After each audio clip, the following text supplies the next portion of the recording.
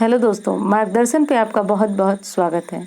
तो दोस्तों, आज मैं बात करूंगी आपसे कि जो सुबह-सुबह हम लोग अपने घरों में पूजा करते हैं, तो वो पूजा किस प्रकार होनी चाहिए। आज इस पूजा के बारे में विधिवत जानकारी आपको दूंगी कि सुबह की पूजा हमें किस प्रकार करनी चाहिए। तो दोस्तों देखिए, सबसे पहले आप लोग जगते हैं तो अपने दैनिक कार्य करते हैं और करने के बाद आप लोग स्नान करते हैं। स्नान करने के बाद आप अपने घर के मंदिर की साफ़ सफाई करते हैं और मंदिर की साफ़ सफाई करने के बाद आप जो मूर्ति फ़ोटो जो भी आप अपने घरों में रखे हैं उस मूर्ति की सफाई करते हैं। अब सफाई के बाद शुरू हो जाता है हमारा पूजा करने का, जो पूजा है हमारी दैनिक वाली, वो पूजा शुरू हो जाती है।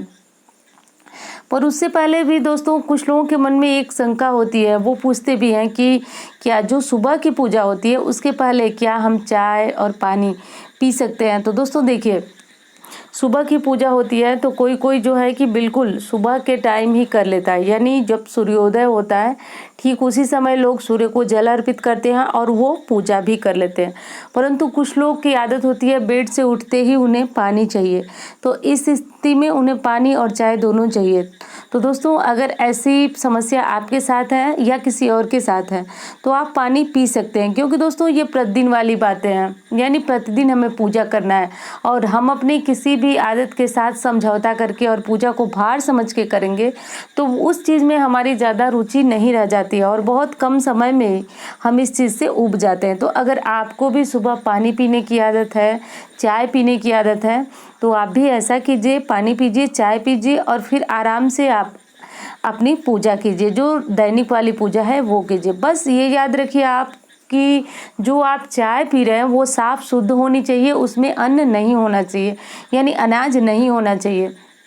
और तब आप अपने घर में और हाँ, चाय पीने के बाद आपको नहा लेना है, यानी ऐसा नहीं करना है कि नहाने के बाद आप चाय पीजिए, पानी पीजिए और फिर जा कर के पूजा कीजिए।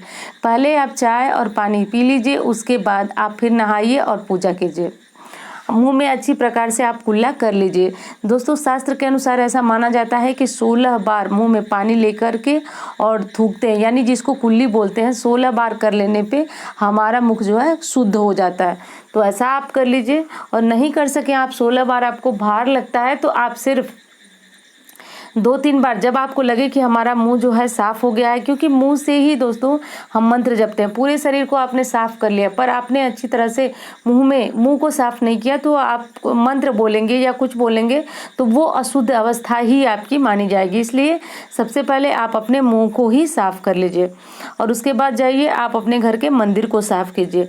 अब मंदिर को साफ़ करने के बाद आपको भगवान की मूर्ति पे जो फोटो, चंदन, फूल जो भी रहता है आप उसे साफ़ कीजिए, क्योंकि दोस्तों जब हमारा मंदिर गंदा होता है तो मंदिर गंदा होने से क्या होता है, हमारे नवग्रह बिगड़ने लगते हैं, खराब हो जाते हैं। तो नवग्रह को भी अच्छा रखने के लिए और घर में लक्ष्मी का स्थायी वास हो, इसके लिए आपको ध्यान देना है कि कभी घर का मंदिर बिल्कुल गंदा ना हो। आप इसकी समय समय पे सफाई करती रहें, यानी प्रतिदिन तो आप भगवान की चंदन को साफ करती हैं, जो राख वहाँ पे गिरी होती है धूप की उसे साफ करती हैं, पर आप ध्यान दें कि कहीं किसी प्रकार की गंदगी होते ही आप मंदिर में तुरंत जो बिछाया हुआ कपड़ा है या जैसे भी आपको लगे आप मंदिर में पूरी साफ सफाई की व्यवस्था रखें। अब देख लीजिए दोस्तों कि कुछ लोगों का के मन में एक भ्रांति होती है कि वो सोचते हैं कि नहाने के बाद ही हम ये फूल तोड़ेंगे, यानी जो फूल होता है जिसको भगवान को चढ़ाया जाता है वो फूल नहाने के बाद तोड़ेंगे। पर दोस्तों शास्त्र में ऐसा कहा गया है कि नहाने से पहले आप फूल तोड़ करके रख लें और फिर आप उसे अपनी पूजा में चढ़ाएं। अब नहाने के बाद आपको सिर्फ तुलसी पत्र ही तोड़ना है। अगर बेलपत्र आप चढ़ाते हैं भगवान भोलेनाथ को, क्योंकि दोस्तों अब सावन आने वाला है और हर सोमवार के बहुत से लोग तो प्रतिदिन सावन में बेलपत्र शिव जी को अर्पित करते हैं, तो अगर आप फूल बेलपत्र तोड़ते हैं तो नहाने के पहले आप तोड़ लें और तुलसी माता को ही सिर्फ नहा करके तोड़ा जाता है। अब अगली चीज़ ये आती है दोस्तों कि जब आपने नहा लिया, मंदिर की साफ सफाई कर ली, तो अब शुरू होती है आपकी दैनिक पूजा। तो आपको सूर्य भगवान को जल देना है। जल देने के बाद आपको अपने मंदिर की पूजा जो है वह शुरू करनी है। और मंदिर में आप जितनी पूजा करते हैं, देखिए आप कम पूजा करते हैं, ज़्यादा पूजा करते हैं, ये आपके ऊपर निर्भर है।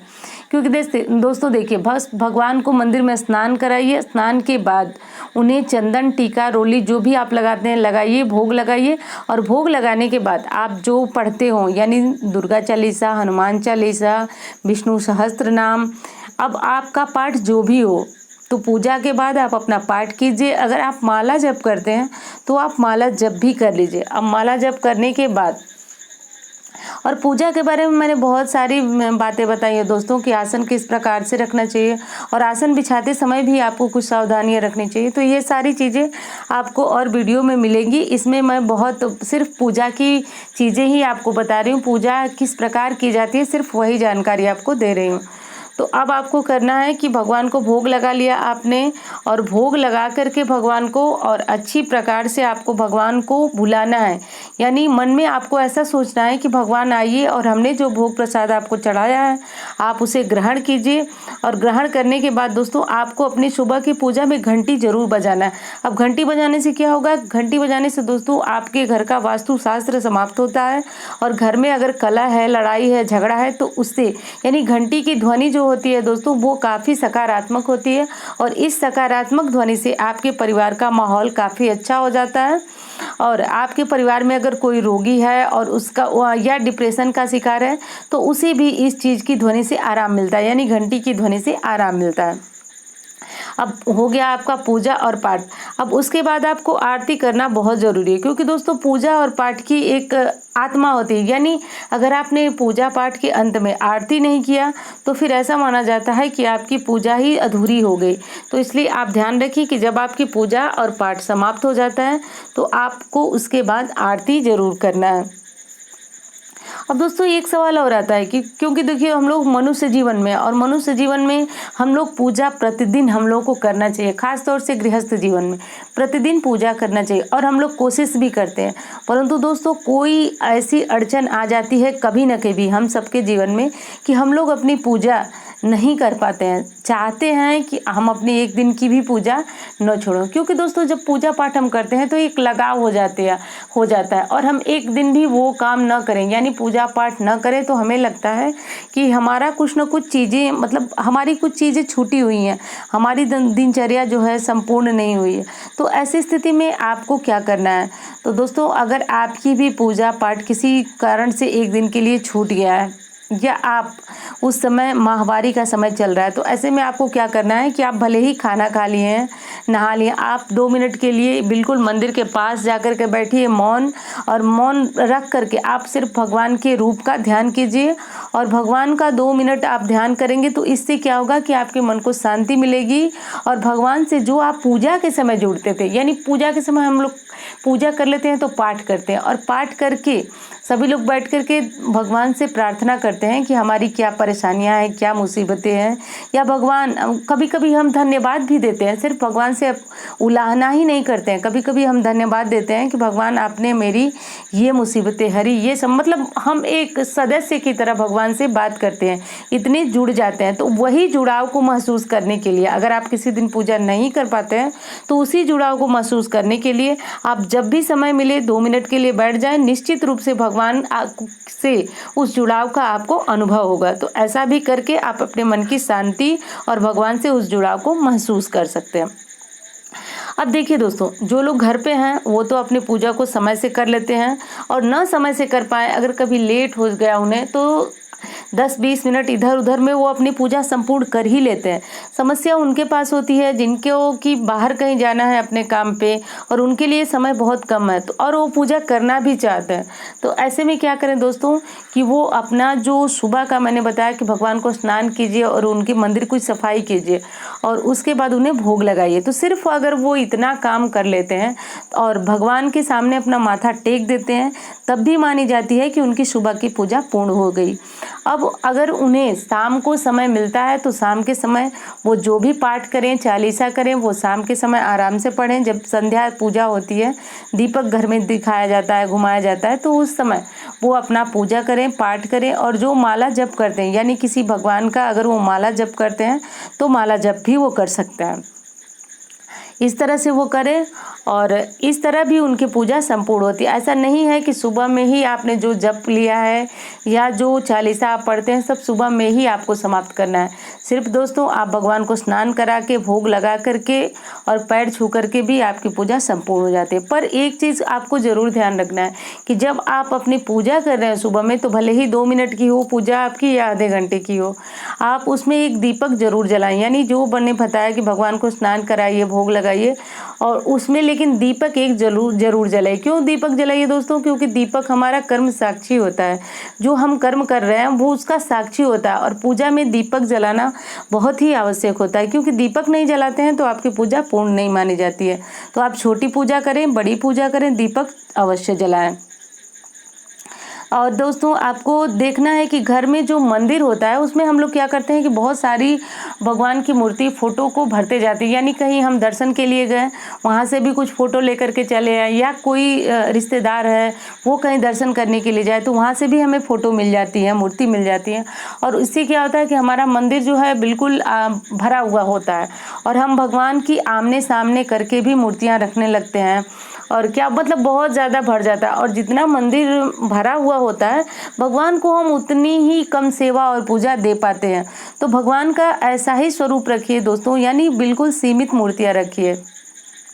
जैसे घर में 3 गणेश जी की प्रतिमा ही नहीं रखनी चाहिए आपको, 2 गणेश जी हो तो चले। तो जैसे भगवान भोलेनाथ की आपको रखना है और भगवान विष्णु जी की रखना है और गणेश जी की रखनी है, तो आप ऐसे भी कर सकते हैं कि शिव परिवार का पूरा फ़ोटो रख लीजिए।